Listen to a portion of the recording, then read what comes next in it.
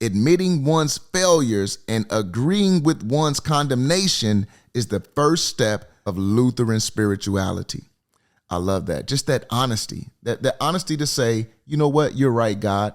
I am broken on the inside. You know what, you're right, God. I do think the things that I should not. Agreeing with what God says. That's where we start, right?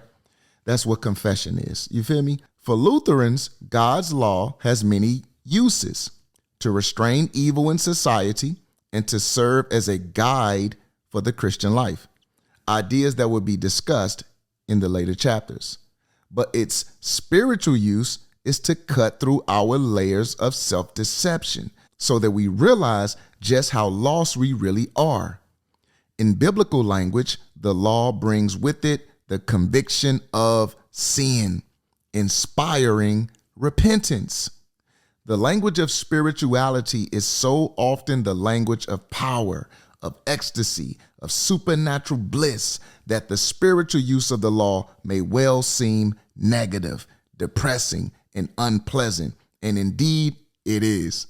Especially today when guilt is treated like a pathology and self-esteem is considered the definition of psychological health. The notion that spirituality begins with such a negative, self-effacing, even despairing experience seems strange indeed.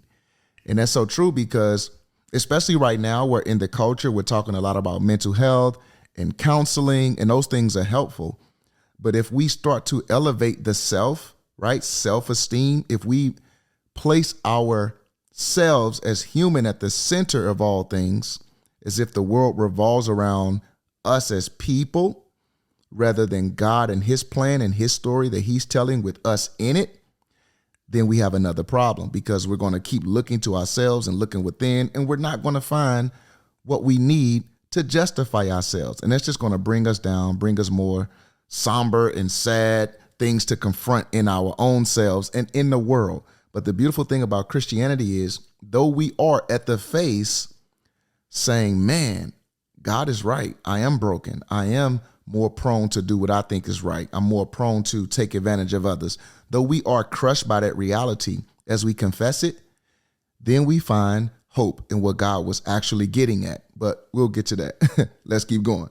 Yeah, what up, though? Listen, we stopped the video to let you know we moving over to Extra Notes Academy. So if you want to see the rest of this podcast, type in Extra Notes Academy in your YouTube search box and you're going to see the rest of this content. Tap in.